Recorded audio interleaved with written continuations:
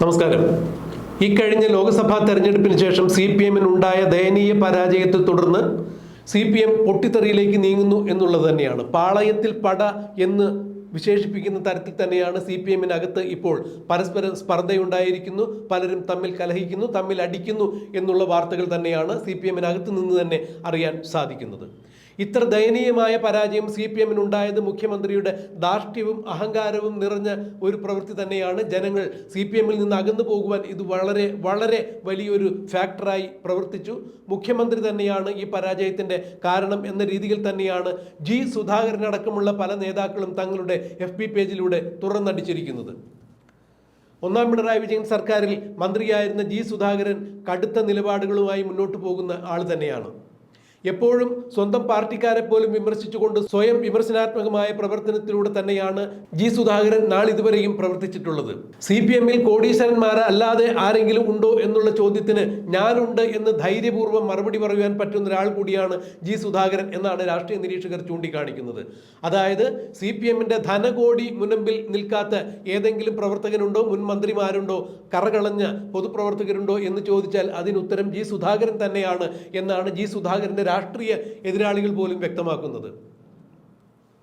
CPM-ലെ കറകളഞ്ഞ വ്യക്തിത്വത്തിനുടമയായ സുധാകരൻ ഇപ്പോൾ പിണറായി വിജയനെയും CPM-നെയും ഞെട്ടിക്കുന്ന തരത്തിലാണ് ഒരു FB കുറിപ്പ് ഇട്ടിരിക്കുന്നത്. നരേന്ദ്രമോദി സർക്കാരിനെ വാഴ്ത്തിക്കൊണ്ട് തന്നെയാണ് സുധാകരന്റെ ഈ പോസ്റ്റ് വന്നിരിക്കുന്നത്. ഒരു നേതാവെന്ന രീതിയിൽ കറകളഞ്ഞ സംശുദ്ധിയോടുകൂടി തന്നെയാണ് നരേന്ദ്രമോദി ഭാരതത്തെ നയിക്കുന്നത്. മാത്രമല്ല നരേന്ദ്രമോദി സർക്കാരിലെ മന്ത്രിമാരാരും തന്നെ അഴിമതിയിൽ പെട്ടിട്ടില്ല എന്നുകൂടി സുധാകരൻ തന്റെ FB പേജിൽ കുറിക്കുന്നു. ഒരു നേതാവ് എങ്ങനെയായിരിക്കണം, എങ്ങനെയാണ് തൻ്റെ അണികളെ നയിക്കേണ്ടത് എന്ന് ഇതിൽ നിന്നും കൃത്യമായി മനസ്സിലാക്കണം എന്നുകൂടി തന്നെയാണ് സുധാകരൻ തൻ്റെ പോസ്റ്റിൽ പറയാതെ പറഞ്ഞിരിക്കുന്നത്. അതായത് നരേന്ദ്രമോദിയെ വാനോളം പുകഴ്ത്തി തന്നെയാണ് ഒരു നേതാവ് എന്ന രീതിയിൽ, ഒരു ഭരണാധികാരി എന്ന രീതിയിൽ നരേന്ദ്രമോദിയുടെ ഗുണഗണങ്ങളെ വാഴ്ത്തിപ്പാടിക്കൊണ്ട് തന്നെയാണ് സുധാകരൻ ഒരു പോസ്റ്റ് ഇട്ടിരിക്കുന്നത്. നോക്കണം, കേരളത്തിലെ കമ്മ്യൂണിസ്റ്റ് പ്രസ്ഥാനത്തിന്റെ അമരക്കാരിൽ ഒരാളായിരുന്ന കറകളഞ്ഞ കമ്മ്യൂണിസ്റ്റ് വിശ്വാസിയായ സുധാകരനെ പോലെ തീവ്ര കമ്മ്യൂണിസ്റ്റ് സ്വഭാവമുള്ള ആദർശ സംശുദ്ധിയുള്ള ഒരു നേതാവാണ് തീർത്തും വിരുദ്ധ ചേരിയിൽ നിൽക്കുന്ന BJP-യിലെ പ്രധാനമന്ത്രിയായ നരേന്ദ്രമോദിയെ വാഴ്ത്തിക്കൊണ്ട് ഇത്തരത്തിൽ ഒരു FB കുറിപ്പിട്ടിരിക്കുന്നത് എന്ന് കാണുമ്പോൾ സുധാകരൻ CPM-നകത്തെ ജീർണതകൾ തുറന്നു കാണിക്കുകയായിരുന്നു എന്ന് തന്നെയാണ് ഇതിലൂടെ വ്യക്തമാകുന്നത്. കേരളത്തിൽ അഴിമതിയിൽ നിന്നും അഴിമതിയിലേക്ക് കൂപ്പുകുത്തിക്കൊണ്ടിരിക്കുന്ന പിണറായി വിജയൻ സർക്കാരിനെ പരോക്ഷമായി വിമർശിച്ചുകൊണ്ട് തന്നെയാണ് നരേന്ദ്രമോദി എന്ന ഭരണകർത്താവിൻ്റെ മേന്മയെക്കുറിച്ച് സുധാകരൻ വാഴ്ത്തിപ്പാടിയിരിക്കുന്നത്. ഇത് പിണറായി വിജയനെയും CPM-നെയും അക്ഷരാർത്ഥത്തിൽ ഞെട്ടിച്ചിരിക്കുന്നു എന്ന് തന്നെയാണ് അറിയാൻ സാധിക്കുന്നത്. എന്നാൽ ഇതിനുപരി ഇത് ഇപ്പോൾ BJP ഒരു വജ്രായുധമാക്കി തന്നെ എടുത്തിരിക്കുന്നു. സുധാകരന്റെ ഉറച്ച നിലപാടുകൾക്കും ധൈര്യസമേതമുള്ള FB കുറിപ്പിനും നന്ദി പറഞ്ഞുകൊണ്ട് BJP-യുടെ ഗർജിക്കുന്ന സിംഹിണി, കേരളത്തിന്റെ ഝാൻസി റാണി എന്നൊക്കെ വിശേഷിപ്പിക്കുന്ന ഇക്കുറി ആലപ്പുഴ ലോക്സഭാ മണ്ഡലത്തിൽ നിന്നും 1,10,918 വോട്ട് കൂടുതൽ നേടിയ, അങ്ങനെ 3 ലക്ഷം വോട്ട് നേടിയ ശോഭാ സുരേന്ദ്രൻ തന്നെയാണ് സുധാകരന് നന്ദി അറിയിച്ചുകൊണ്ട് മറ്റൊരു FB കുറിപ്പിട്ടിരിക്കുന്നത്. താങ്കളുടെ രാഷ്ട്രീയവുമായി എനിക്ക് യാതൊരു തരത്തിലും യോജിപ്പില്ല എങ്കിലും താങ്കളുടെ ഉറച്ച നിലപാടുകളെക്കുറിച്ചും നരേന്ദ്രമോദിയെക്കുറിച്ചുള്ള താങ്കളുടെ വീക്ഷണഗതിക്കും വളരെ നന്ദി എന്ന് തന്നെയാണ് ശോഭാ സുരേന്ദ്രൻ തൻ്റെ കുറിപ്പിൽ അടയാളപ്പെടുത്തിയിരിക്കുന്നത്. ഇതിലൂടെയെല്ലാം കേരള രാഷ്ട്രീയ നിരീക്ഷകർ മനസ്സിലാക്കുന്ന മറ്റൊരു കാര്യമാണ് സുധാകരൻ CPM-നകത്ത് അതൃപ്തനാണ്. പിണറായി വിജയൻ സുധാകരനെ വെട്ടിയരിഞ്ഞ് മൂലക്കിരുത്തിയിരിക്കുന്നു. ആലപ്പുഴയുടെ ചരിത്രത്തിൽ ഏറ്റവും കരുത്തുറ്റ നേതാവെന്ന് വിശേഷിപ്പിക്കാവുന്ന സുധാകരൻ ആലപ്പുഴയിൽ ആരുമല്ലാത്ത രീതിയിലേക്ക് പിണറായി വിജയൻ മാറ്റി തീർത്തിരിക്കുന്നു. ഇതിൻ്റെ അമർഷം കൊണ്ട് തന്നെയാണ് സുധാകരൻ പിണറായി വിജയനും കേരളത്തിലെ CPM സംവിധാനത്തിനും എതിരെ ആഞ്ഞടിച്ചുകൊണ്ട് സംസാരിച്ചിരിക്കുന്നത് എന്നാണ് രാഷ്ട്രീയ നിരീക്ഷകർ സൂചിപ്പിക്കുന്നത്. സുധാകരന്റെ ഈ കുറിപ്പ് കണ്ട ഉടനെ തന്നെ സുധാകരന് ചുറ്റും BJP നേതാക്കൾ വട്ടമിട്ട് പറക്കുന്നു എന്നാണ് അറിയാൻ സാധിക്കുന്നത്.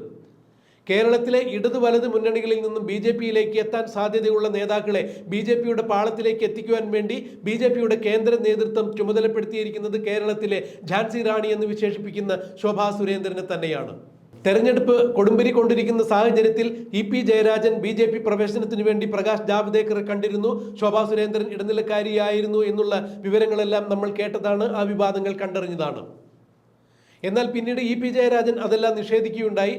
പക്ഷേ ഇവിടെ ജി സുധാകരന് ചുറ്റും ഇപ്പോൾ BJP നേതാക്കൾ സുധാകരനെ BJPയിലേക്കുള്ള വാതായനങ്ങൾ തുറന്നിട്ടുകൊണ്ട് സമീപിക്കുന്നു എന്ന് തന്നെയാണ് അറിയാൻ സാധിക്കുന്നത്. താങ്കൾക്ക് വേണ്ടി BJPയുടെ വാതായനങ്ങൾ എപ്പോഴും തുറന്നിട്ടിരിക്കുന്നു എന്ന തരത്തിൽ തന്നെയാണ് ശോഭാ സുരേന്ദ്രനും പ്രതികരിച്ചിരിക്കുന്നത്. BJPയുടെ കേന്ദ്ര നേതൃത്വം ഇടത് വലത് കക്ഷികളെ BJPയിലേക്ക് എത്തിക്കുവാൻ വേണ്ടി ശോഭാ സുരേന്ദ്രനെ ചുമതലപ്പെടുത്തിയിട്ടുണ്ട് എന്ന് പറയുമ്പോൾ തന്നെ തൻ്റെ ദൗത്യം അതീവ ഭംഗിയായി തന്നെ നിർവഹിക്കുവാൻ വേണ്ടി തന്നെയാണ് ശോഭാ സുരേന്ദ്രൻ ഇറങ്ങി പുറപ്പെട്ടിരിക്കുന്നത്. എന്തായാലും ശോഭാ സുരേന്ദ്രൻ ജി സുധാകരനെ ഇക്കാര്യത്തിൽ കണ്ടിട്ടില്ല, കൂടിക്കാഴ്ച നടത്തിയിട്ടില്ല. എങ്കിലും ജി സുധാകരനെ ശോഭാ സുരേന്ദ്രൻ കാണുമെന്നും BJPയിലേക്ക് ഇടത് വലത് കക്ഷികളിൽ നിന്നും സമുന്നതരായ പല നേതാക്കളെയും ഇനി കൊണ്ടുവരാൻ സാധ്യതയുണ്ട്. അഥവാ ഇടത് വലത് മുന്നണികളിൽ നിന്നും സമുന്നതരായ പല നേതാക്കളും അടുത്ത നിയമസഭാ തെരഞ്ഞെടുപ്പിന് മുമ്പ് തന്നെ BJPയിലേക്ക് ചേക്കേറും എന്ന് തന്നെയാണ് അറിയാൻ സാധിക്കുന്നത്. എന്തായാലും കേരളത്തിൽ അതിന് ചുക്കാൻ പിടിക്കുവാൻ വേണ്ടി BJPയിലേക്ക് ഇത്തരം നേതാക്കളെ ചേർക്കുന്നതിന് വേണ്ടി ശോഭാ സുരേന്ദ്രനെ തന്നെയാണ് BJPയുടെ കേന്ദ്ര നേതൃത്വം ചുമതലപ്പെടുത്തിയിരിക്കുന്നത് എന്ന് പറയുമ്പോൾ ശോഭാ സുരേന്ദ്രൻ നേരത്തെ EP ജയരാജൻ പ്രകാശ് ജാവ്ദേക്കർ കണ്ടിരുന്നു എന്ന് പറയുന്നതിന് കൂടുതൽ ആക്കം കിട്ടുന്നു. അന്ന് ശോഭാ സുരേന്ദ്രൻ പറഞ്ഞത് വളരെ സത്യമായ വസ്തുത തന്നെയാണ് എന്നുള്ളതാണ് ഇതിലൂടെയെല്ലാം മനസ്സിലാക്കാൻ സാധിക്കുന്നത്. എന്തായാലും ജി സുധാകരൻ തനിക്ക് ഈ പാർട്ടിയിലുള്ള CPMന്റെ ഇപ്പോഴത്തെ പോക്കിനെ കുറിച്ചുള്ള അഭിപ്രായങ്ങൾ തുറന്നെഴുതിയിരിക്കുന്നു. ഈ പോക്ക് ശരിയല്ല എന്ന് തന്നെയാണ് സുധാകരൻ എടുത്തു പറഞ്ഞിരിക്കുന്നത്. എന്നാൽ CPMനെതിരെ തുറന്ന് പ്രതികരിക്കുന്ന ആളുകൾ പിന്നീട് സുഖമായി ജീവിക്കുന്ന ഒരു കാഴ്ച നമ്മൾ എവിടെയും കണ്ടിട്ടില്ല. അത്തരത്തിലൊന്ന് ജി സുധാകരൻ സംഭവിക്കാതിരിക്കട്ടെ. ജി സുധാകരൻ CPMനകത്ത് നിന്നുകൊണ്ട് തന്നെ CPMന്റെ ജീർണതകളെ കുറിച്ച് തുറന്നു കാണിക്കുമ്പോൾ തീർച്ചയായും അദ്ദേഹത്തെ ഒതുക്കുവാൻ വേണ്ടിയുള്ള പ്രതികാര നടപടികൾ CPMന്റെ ഔദ്യോഗിക പക്ഷത്ത് ഉണ്ടാകും എന്ന് തന്നെ വേണം പ്രതീക്ഷിക്കാൻ. എന്നാൽ ജി സുധാകരൻ ഇനി എത്ര നാൾ CPMനകത്ത് തന്നെ ഉണ്ടാകും എന്നുള്ളത് കണ്ടറിയേണ്ടത് തന്നെയാണ്.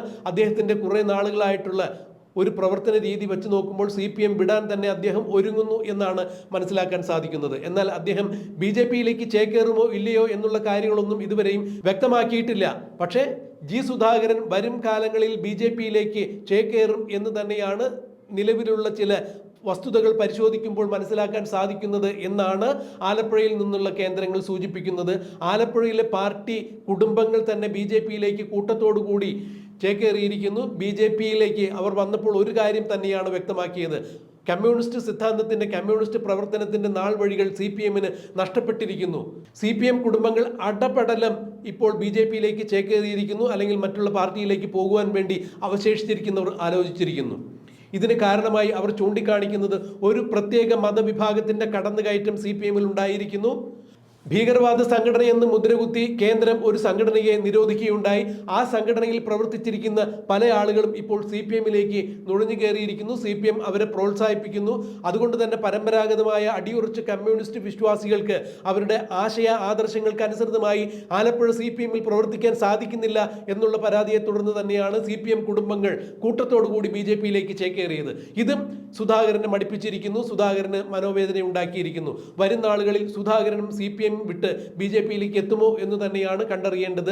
എന്നാൽ ആലപ്പുഴയിൽ നിന്നുള്ള അത്തരത്തിൽ യാതൊരു സൂചനകളും ഇപ്പോൾ ലഭ്യമല്ലെങ്കിലും രാഷ്ട്രീയ നിരീക്ഷകർ ഇത് തന്നെയാണ് സൂചിപ്പിക്കുന്നത്. സുധാകരന് ഇനി CPMൽ ഒരു രാഷ്ട്രീയ ഭാവിയില്ല. അതുകൊണ്ട് അദ്ദേഹം വരും നാളുകളിൽ BJPയിലേക്ക് ചേക്കേറാനാണ് സാധ്യത എന്നാണ് രാഷ്ട്രീയ നിരീക്ഷകർ ചൂണ്ടിക്കാണിക്കുന്നത്. അതെന്ത് തന്നെയായാലും അത്തരത്തിൽ ഒന്നും നടക്കുമോ ഇല്ലയോ എന്നുള്ളത് നമുക്ക് കണ്ടറിയാം, കാത്തിരിക്കാം.